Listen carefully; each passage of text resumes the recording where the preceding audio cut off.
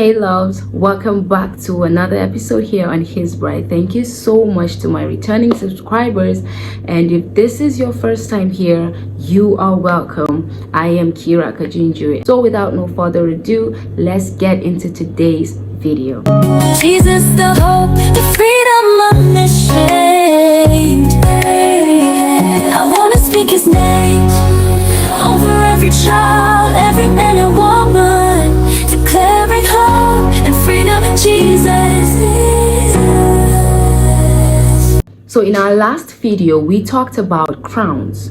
We know that these crowns are not things that we wear on our head to parade around with. Got to know that those crowns are going to be an outshining of our glorious and resurrected body. And we also know that this is going to take place at the judgment seat of Christ. If you want to know more about all that, please check out previous video. A link is in the description box, so go watch it now before you return to this second part of it. All right, so today we're going to be talking about the 5 crowns proper. I believe in my heart, in my spirit, that there's going to be more crowns, more rewards than is even mentioned in the Bible. And the first we'll be looking at is the crown of righteousness. I know the first thing that comes to your mind when you hear righteousness, you are thinking, can I ever be righteous? Would I ever get this crown? Well, I want you to understand that there are 2 definitions of righteousness according to the Bible. Now, the first definition of righteousness is the imputed righteousness of Jesus unto us. According to Romans chapter 5 verse 19, it is a righteousness by faith. It's strictly by faith and not by works. Faith on the finished works of God. The second definition of righteousness is living righteously, living a life that is pleasing unto God the Father.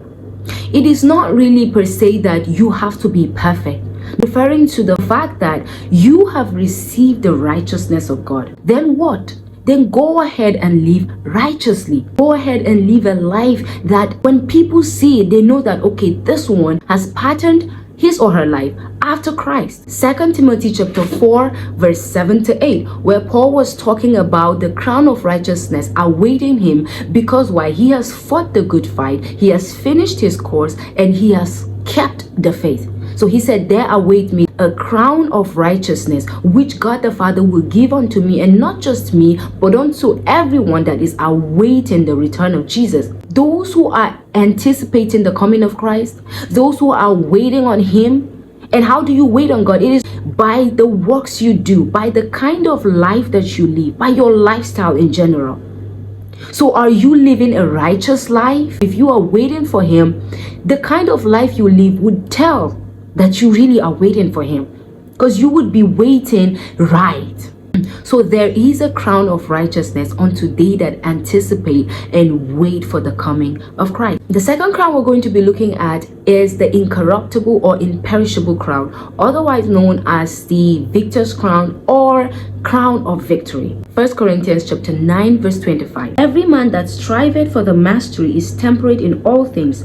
Now they do it to obtain a corruptible crown, but we an incorruptible. Paul here was referring to athletes, what they do in order to win a prize, the trainings they have to go. Some of them have to restrict some certain kind of diet, the clothes that they even wear, the places they go, you won't find them in just everywhere. They keep a temperate life. For what? For a prize that is corruptible. But we do that. We bring our body under subjection. We try to live according to the precepts and the dictates of God, not for a crown that would perish, but for an imperishable, uncorruptible crown. This incorruptible crown is a crown given to people who have disciplined their body, who have brought their body under subjection. That means their emotions, their feelings, all of those carnal nature is no longer the one that dictates for them. The spirit is now the one that controls them. Sometimes saying no is not just because a thing is sinful. It is because you have chosen to weigh all of those things in the scale of eternity.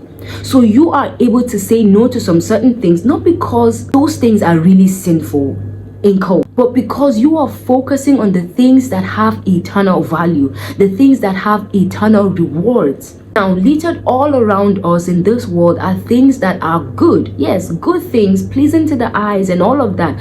But those things will rob us from the best that Jesus has for us if we do not have a control over our bodies, over our emotions, over our flesh. So then it is up to us to identify them and choose those things that have eternal value over those things that are just temporal. And I want to say this last thing. To answer the call of God is not an easy thing, in the sense that you won't rely on your strength. You have to rely upon the grace of God. And so it will require you to give up some certain things, not because, like I've said, those things are sinful in themselves, but because you are looking at prize ahead. There's a goal that you are seeking to achieve, and to you, those other things might be distractions. Run whatever race God has called you to do. Be willing to make whatever sacrifice is necessary. And I tell you what, there's going to be a crown awaiting you. There'll be a reward for you. In our next video, we're going to look at the other 3 crowns mentioned in the Bible. So with this too, what type of crown are you anticipating? Is it the crown of righteousness or the incorruptible crown? Which of it are you looking forward to? See you in my next one. Remain blessed. Jesus, the hope, the freedom, a mission.